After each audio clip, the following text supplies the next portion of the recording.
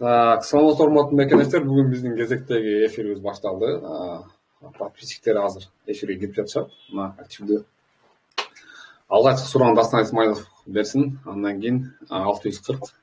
Андан кийин дагы колуңарды көтөрсөңүздөр, баарыңыздарга микрофон менен сурооңдарды берсеңиздер болот. Жана YouTube'дан көрүп жаткан биздин мекендештерге айта кетерим, ушул видеону сөзсүз лайк басып, комментарий жазып колдоп коюңуздар. Поделиться этип. Себеби мындан мурунку кирген Гүлзак Масаева менен бирге видеолорду өчүрүүгө туура келип калды. Гүлзак Масаеванын суранычы менен ошондуктан каналдын активи бир аз түшүп кетти. Баарыңыздардан суранып кетилем, ушул видеого жакшы реакция берсеңиздер, көп адамдар ушул полезный, пайдалуу информацияларды алсын. Дастан Исмайлов сурооңузду беребиз.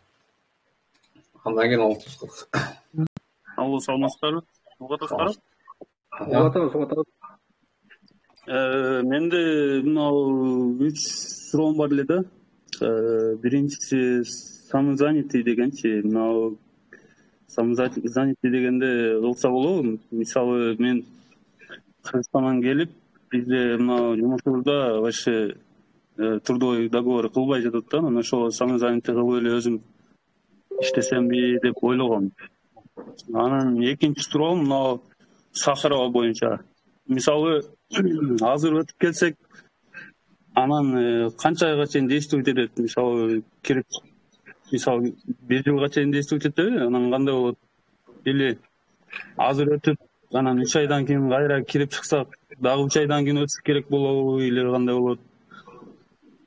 Анан мынау либо мына 3 айлык, үчүнчү суроом границаны пересекать эткенде боло беретпи? Мына 3 айлыгым мененчи меники уже өтүп атат да жакында, анан границаны пересекать этип келип, анан туруктуу ошол менен иштесемби деп ойлогом да. Так. Дастан биринчи самозанятость боюнча да, самозанятый боло аласыз. Самозанятый болуш үчүн либо МФЦдан, либо ошо сиз регистрация болгон райондун эле налоговый инспекциясына барсаңыз, сизди самозанятый кылып каттап коет ошол жерде. Соответствующий арыздар бар. Даже онлайндан кылсаңыз деле болот. Но бирок налоговойго барсаңыз тезирээк бүтөт да. Самозанятый болуп алсаңыз, анан обязательно тегереке иштеген жериңиз менен гражданско правовой договор түзүшүңүз керек. Гражданско правовой договорду уведомлениясын тегереке Федеральный миграционный службага өзүңүз жөнөтөсүз. Аны дагы соответствующий видеолор чыгат жакында, кандай кылып жөнөтсө болот. Түшүндүңүз, Ошо менен сиз самозанятый боло аласыз. Так, экинчиси, сиз Сахарова боюнча айтып атасыз, жанагы Сахарованын немеси действиясы срогу канчага чейин деп, срогу 1 жылга чейин. Сиз мисалы үчүн жакында кирип ошол эке Сахаровага барган болсоңуз, эми сиз кийинки жылдын ноябрында барасыз. Ортосунда канча жолу кирип чыкканыңыз, там границага барып келгениңиз не имеет значения. Хорошо? Эми үчүнчүсү, сиз айтып атасыз 3 айлык регистрациянын срогу аз калды эле депчи. Желательно тегереке 3 айлык регистрация кылып, сиз работа деп киргенсиз да. Эгерде работа деп кирсеңиз, ошол эке желательно ошо 3 айдын ичинде бир жолу трудовой договор официально кылып коюшуңуз керек эле да. Потому что Бурекиденде Россия Федерациясында закон бар. Эгерде сиз работа деп сезип киргенден кийин 3 айдын ичинде тегереке трудовой договор албасаңыз, кийинки 3 ай же 90 сутка Кыргызстанда болуп турушуңуз керек деген неме чыккан да. Эми бар болчу бул закончу. Көпчүлүк кишилер ушул экени көп биле беришпейт. Ошондуктан желательно эртерээк кирип чыгып, анда кайра самозанятый оформить этип, регистрацияга тургандан соң. Ошондо граница пересекать этсем проблема болбош керек эми, Анда деле проблема болбош керек. Сиз 3 айга чейин кетип атасыз. Кирип чыгып, туруктуу эле жумушка кирсемби деп ойлогом да, ушинтип эле жүрө бербейчи. Азыр тем более документтер менен өтө кыйын болуп атат. Ошол. Караштырыңыз, самозанятый кылып алсаңыз деле сизге жеңил болот. Рахмат, түшүндүм. Чоң рахмат сиздерге. Ушундай 640, 75-640 сурооңузду бериңиз.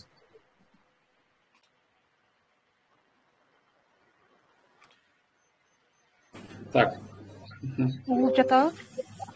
Угулуп атат, айтып. Саламатчылык. Бериңиз сурооңузду.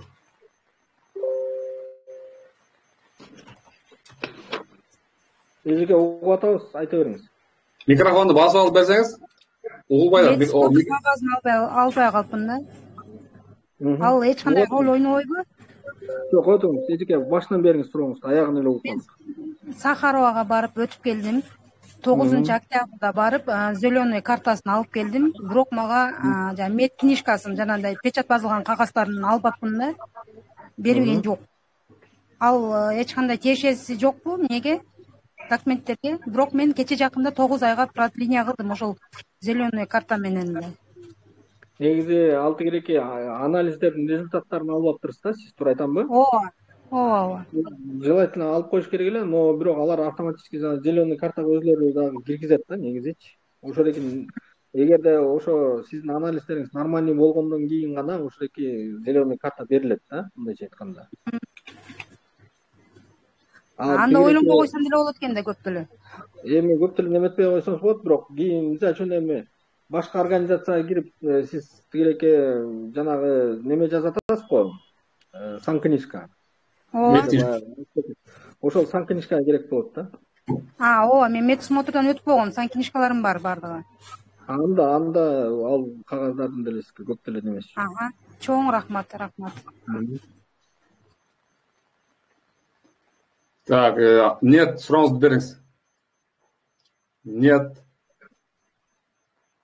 күндү кол көтөрөт, бирок берсеңер суроосун бербейт. Калыбек Бокеев, сиз микрофон жабып. Жана кол көтөрүп коткон. Ассаламу алейкум деп. Ассаламу алейкум. Алейкум ассалам. Бериңиз Калыбек. Менде бир суроо бар эле да. Мен август айында 18 менен самостоятельное выдворение, анан штраф в размере 7000 рублей деп Бабушкинский сот чечим чыгарганда, мен бирок аны 10 күндүн ичинде обжалование кылгам. Московский городской судка направление деген, бирок ошондон мага кабар келбей атат да. Ал канча убакытта каралыш керек? Анан мен азыр ошо менен жүрө берсем, мен бул Москва шаарында, Россия Федерациясында жүрө беремби же кандай кылышым керек эле дегеним да. Эми тууганым мындай да, сиз эгерде август айында ошолеки немени берип атканда, арызды берип атканда, сиз данныйларыңызды так жазышыңыз керек эле дагы. Ал тигиреки соттон сизге извещение келмек да, канчасына сот назначение болду. Негизи арыз түшкөндөн кийин 1 айдын ичинде уже тигиреки арыз каралыш керек. Сиздин арызыңыз возможно каралды болуш керек. Сиз арызды жазганда эмне основаниянын негизинде жаздыңыз эле ошолеки Россияда калуу боюнча? Эме. Алло, угулуп атабы? Угулуп атам. Основание болгондо мен биякта иштейм да, анан үй бүлөм, бир туугандарым бар да дегеним да, анан эме тиги процедураны мага туура эмес түшүндүрдү деген арыз жазганбыз да. Негизи убагында мага ошол жерден адвокат берген жок, переводчик берген жок. Туура эмес чечим чыгарып койду деп ошондой чечим обжаловать эткенбиз да. Эми тууганым мындай да, сиздин арызыңыз 1 айдын ичинде каралыш керек болчу. Сиз ошолекини жанагы Мосгорсуттун өзүнүн немеси бар, сайты бар атайын. Билесиз да? Ошол сайттан карап турушуңуз керек эле. Ошол сайтка чыгат негизи канчасында назначение болду сиздин ишиңизчи. Ошол күнү барып сиз соответствующий документтерди көргөзүп сотко катышыңыз керек эле. Эми сиздин уже сурооңуз өтүп кетти. Уже бул либо баягы сиздин неявкаңыз боюнча отмена болду, или ал иш уже мындайча айтканда баягы соттун решениясы күчүнө кирди да азыр убакта. Азыркы убакта сиз Россия Федерациясынын территориясында нелегально жүрөсүз. Эми жакында бул базага кирсе, кийинки кармалып калсаңыз эгер дагы, анда сизди депортацияны уже 10 жылга кылып туруп, анан Россия Федерациясынан принудительно через Сахарова чыгарат. Мен бирок ошондо сотко бергенде эми убакыт очередке коюп коебуз деген да, анткени 22-жылы октябрда болгон окуяны июньда, августта ошондо карап аттыр да, ошондо очередь деп койду да. Москванын бүт району, анан Московской области да карайт экен деп атат го, ал Московский горсуд. Анан мага очередь жетпиби жетелекпи билбей атам да. Мага мен вроде контактыларымды, данныйларымды баарын эле туура калтыргам мен. Иштеп аткан телефон номеримди, жашап аткан жеримди. Электронный почта калтыргансызбы? Электронный почта. Электронный почта деле калтырсам керек. Ооба, бар болуш керек. Сиздин немелериңиз өтүп кетти. Өзүңүз дагы тигиреке Мосгорсудтун сайтынан карап турушуңуз керек эле да, качан неме болот. Мен ал сайттан карасам, бирок менин фамилиямды жок экен да, андай чыга элек экен что-то. Менин мурда тоже административный штрафым бар болчу, негизи ал бар экен, чыгыптыр. Анан кийинкиси мореки август айында алган штрафым жок болуп атат деген да, ал базага да кирбей атабы, эмне болуп атат? Ал тигиреке Будваринянын немелери баягы сот деген ошо приговор күчүнө киргенди күтөт да. Приговор күчүнө киргенден кийин эми азыркы учурда сиз туура түшүнүңүз, будварениялар өтө көп да. Айтам, бир күндө эле 10-15 кишилер будварения болуп атпайбы? Ошого бул базага может быть 3 айда, может быть 5 айда ошолекинде араң барып кирет да базагачы. Ошол базага киргениңизден анан сиз уже Россия Федерациянын территориясында жүрө албай каласыз. Дагы суроо бар эле да, ошол процедура каралып атканда мен границаны пересекать этип келип кайра регистрация жасатсам болобу, болбойбу? Же бирок регистрация жасатсаңыз болот. Ал тигиреке азыр регистрацияңыз чыга берет. Кээ бир кишилер айтып атат да, мен депортация болгом, мен границадан кайра кирип алдым, эчтеке болбой эле баягы регистрациям чыгып атат депчи. Но ал күндөрдүн бир күнүндө баягы приговор күчүнө киргенден кийин базага киргизет. Базага киргизгенден кийин уже сиз кармалсаңыз уже өзүңүзгө мындайча айтканда баягы оорлоштуруп атат да, оорлошуп калат да, оор болуп калат уже кийинкисинде 10 жылга депортация кылат. Мен деле ошо соттун чечимин күтүп турам, анан эме болбой атат да, ошо экинчи Мосгорсуд чечим чыгарып бере албай атат. Мосгорсуд чыгарып койгон ал решениени. Сиз Мосгорсудка өзүнө барып канцеляриясына кайрылсаңыз, сиздин определенияны чыгарып берет. Все, хорошо, рахмат. Анда мен Мосгорсудтун канцеляриясына барышым керек турбайбы анда? Ооба, Мосгорсудтун канцеляриясына барсаңыз, ошол жерде бар уже. Все, хорошо, рахмат. Джонни, бериңиз сурооңузду. Джонни, микрофонду басып сүйлөңүз. Джонни.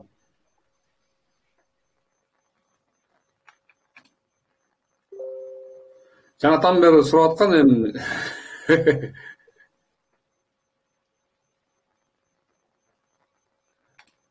Азыр болсо неме болот. Джонни, микрофонду басып сүйлөңүз ортосунда.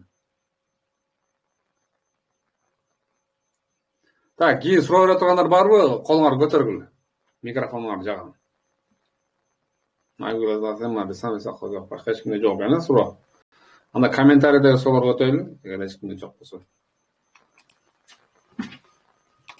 Так. Бир бала берип койду деп атты эле.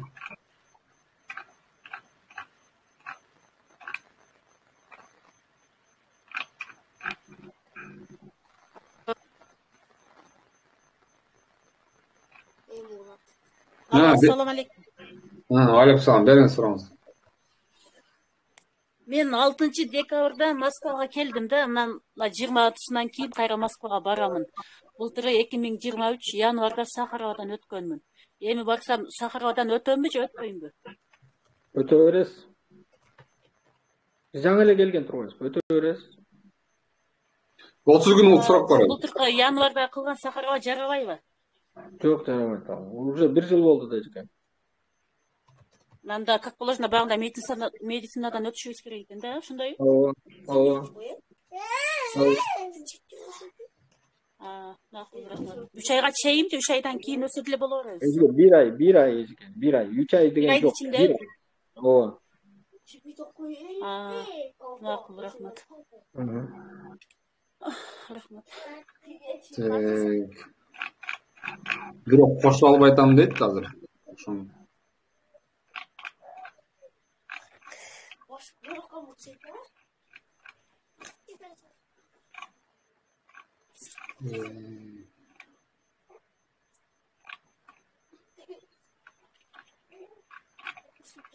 Не, ушул сөз менен ишенесизби?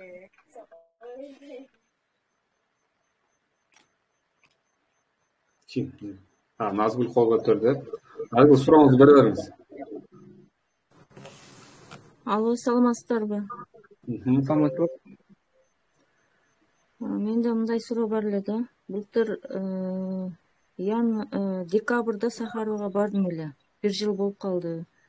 Азыр эми кичине ооруп атат элем, ден соолугума байланыштуу. Жаңы жылдан кийин барсам болобу, январь, февралдарда. Эжеке, желательно срогун өткөзбөй баргандан соң, потому что срок өтүп кетсе дагы кийин принимать жетпей коюп атыптыр деп бизге айтып атышат да ужечи. Границадан кирип чыгып кел, андан кийин карайбыз деп коюптур. Так что желательно срогунан жеткизбей эле баргандан соң. Былтыр 15 декабрда барган элем да, ошо бүгүн. Уже азыр ошо көп өткөзбөйбүз. Февралда барганда туруп 2 ай болуп кетип атпайбы. Декабрь ичи өтүп коюңуз. Ошо менен болот. Сахарова барыш керекпи же? Жана Москвада да бир Ленинский проспекти дейби, ошондой жерде да өтсө болот деп атат. Ленинский проспектиден деле өтүп койсоңуз болот. Ал жерге жазылып барыш керекпи? Эми анысын мен кабарым жок экен, барып эле ошол жерден өтөсүз да, Ленинский проспект. Азыр кичине ооруп аттым эле да, ошол эшикке чыга албай атам да. Мен түшүнөм эжеке, но биздин күчүбүз жете турган нерсе эмес, чын айтайын. Макул анда, майли, рахмат. Хорошо, мейли. Так, августта штраф алган бир жолу төлөдүм. Документи менен Казакстанга кирип, базада жок болгошуга чыгып керекпи дейт. Базада жок болуп атыптыр да, августта кирген дейт. Бул суроо берилди бизге. Августта эгерде кирген болсо, азыр базада жок болсо, желательно кирип чыккан оң да. Кирип чыккан оң, э? О деген мекенде суроо калтырган экен да.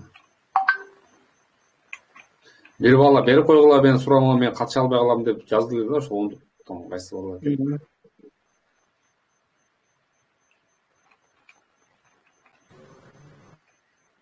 Мынакей.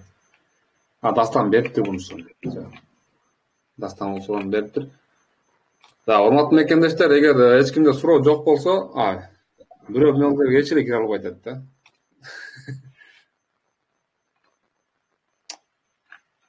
Кантип түшүнүм? Азыр сурооңузду жазыңыз дейинчи.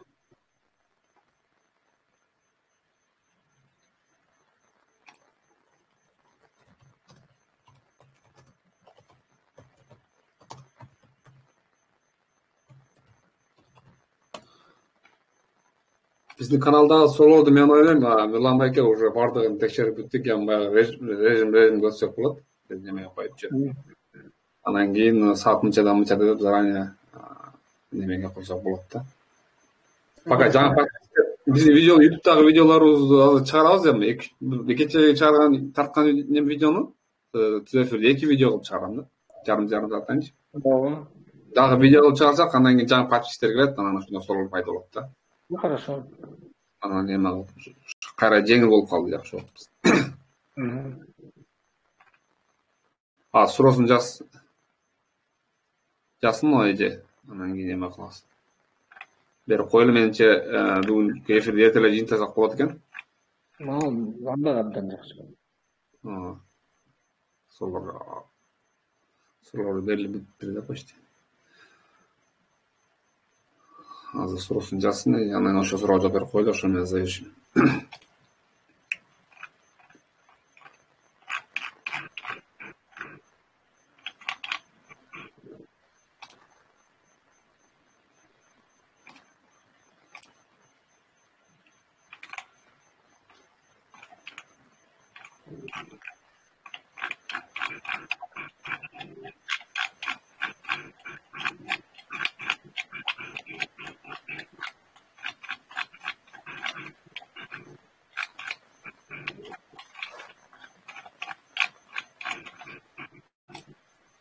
Канал боюнча там балалар боюнча там сүйлөй турган болсо деле микрофон сурасаңыздар, компьютер сөзөн микрофон берем, сүйлөйбүздөр.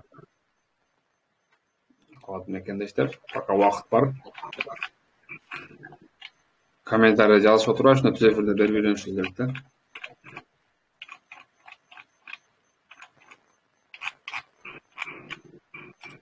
Так.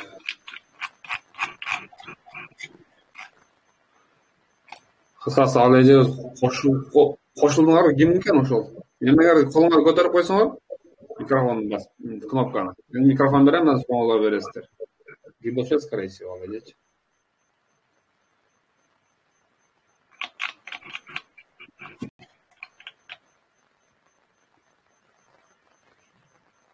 Все, анда урматтуу мекендештер, баарыңыздарга катышып бергениңиздерге ыраазычылык билдирем. Икрам дейт. Колун көтөрдү бирөө, суроо экен. 776 сүйлөй бериңиз. Микрофонду басып сурооңузду бере бериңиз. Асема да суроо бар экен. Асема сүйлөй бериңиздер. Өш кезек. Саламатсыңарбы? Мен суроо берейин дегеним, азыр бул кыз Назгүл деген кыз суроо берди го. Сахарова боюнчачы бара албай атам деп. Менде да ушундай ситуация болуп атат. После операции бара албай жаткан Сахаровага тиги Ленинский проспект 17-ге барсак ошол точнобу? Өтсөк болобу ошол жерден? Бири болот дейт, бири болбойт дейт. Ошону бизге точно эме айтып койсоңор, чтоб ал жака дагы акча берип өткөндөн кийин болбой калып, анан дагы Сахаровадан өткүлө деп экиси акча төлөп калбайбызбы? Ошону уточнить этип алайлы деп. Мен чалып сурадым. Бул боюнча Гүлза Акматсаева информация бергенбиз ушу каналданчы биз. Гүлза Акматсаева өзү ошол жерден өттүрүп, немеге ВНЖга тапшырдым дейби, ушундай документ тапшырдым. Ал жака өтүптүр. Мен еще плюс чалып сурадым поддержкасынан. Можно ли там силерге Сахарова барбай, силерден өтсүн десем, ооба, можно деди. Значит, мен ойлойм, аккредитациядан өткөн бар и неме кылса болот да. Эмне үчүн анда кээ бирки адамдарчы туура эмес маалымат беришет да. Аны биз билбейбиз да. Бирөө блогерлер бар, хайп алыш үчүн, бирөө башка үчүн кылат.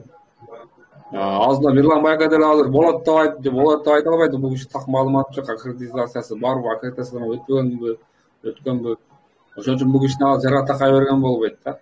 Эгер ошончалык сомневаться этип атсаңыздар, Сахаровага да барып өтө бериңиздер. Ошто өзүңөр кабатыр албашыңар үчүнчү. Биздин такташыбыз боюнча өтсө болот. Рахмат, чоң алла разы болсун. 76 дейм, сүйлөй бериңиз. 776.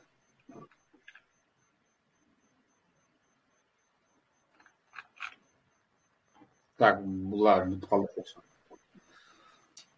Так, Икрам дейт. Икрам, микрофонду басып, сурооңуз болсо бере бериңиз. Алло, ассаламу алейкум. Алейкум ассалам. Менде бир суроо бар эле. Мен Питерге келгенимге где-то мына 3 жыл болуп атат.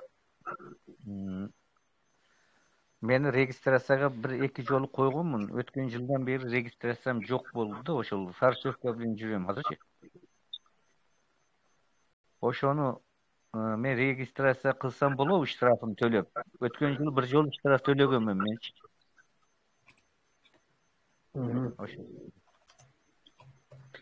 Икрам, эми сиз көп убакыт, узак убакыттан бери регистрацияңыз жок экен. Желательно бул границадан кесип келип анан регистрация турган соң да негизичи. Эгерде көптөн бери срок регистрация там длительное время жок болуп калса, Федеральный миграционный служба штраф салбастан сизди азыр депортация кылып ийгенге акысы бар болот да.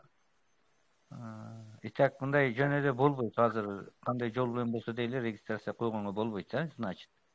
Жок, койгонго болот. Эми сиз Федеральный миграционный службага тиги хозяин менен барсаңыз, ошол жерден 5000 сом штраф салып анан кайрадан регистрация кылып койсо болот да негизичи. Бирок азыр жылдын акыры сиз өзүңүз билесиз, пландарды толтуруш керек. Анан сиз азыр өзүңүз барсаңыз, мындайча айтканда Карышкырга өзүңүз эле баргандай болосуз да. Ал жерден кармап туруп, ошол жерден сиз депортация кылып ийиши мүмкүн. Желательно этот границаны кесип кирип чыгып анан кылсаңыз сизге жакшы болот да. Анын үстүнө сиз айтып атпайсызбы, мен бир жолу штраф төлөгөм деп. 2 жолу штраф алсаңыз, сиз чоң списокко түшүп кетесиз да. Автоматически түшөсүз. Ошол бүгүн бир казайым менен сүйлөшсөм айтты да, өзүң барып штрафын төлөп кел, анан мен регистрацияга коюп берем. Если штрафын сен төлөшкө барсаң, сени депорт кылышат мүмкүн. Жөн эле штраф төлөшүңө мүмкүн деп ошентип айтпадыбы казайым. Ошо ойлонуп калып сизге суроо берип атам. Желательно границага барып келе калган соң да. Хорошо, рахмат мейли.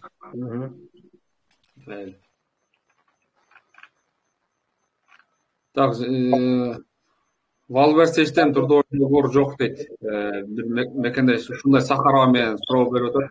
6 айдан бери өтө эле экен. Жалпы айтканда жакачы. Ламбайке? Желательно кирди чыкты жазыш керек, потому что 6 ай болсо, азыр Сахарова барса, баары бир кирди чыкты кылып кел деп артка жиберет да. Анда бул жанагындай болуп 90 күнгө запрет болуп калбайбы? Возможно. 90 күндүк запрет это в редких случаях өтө мындай кездеше бербейт да. Желательно кирип чыгуу керек да. Киришти кылсаңыз деп жазып коюлган да, жок. Кирди чыкты кылып келсе желательно. 6 ай болуп кетсе, аябай узак болуп кетти да. 1 ай болуп кетсе, же 15 күн болуп, 20 күн болуп кетсе, возможно барса өтөт экен да. Анан өтө узак болуп анан барса, кээ бирөөлөрдүн немеге границага кирип чыгып кел, анан кайра өтөсүң деп айдап атып турат.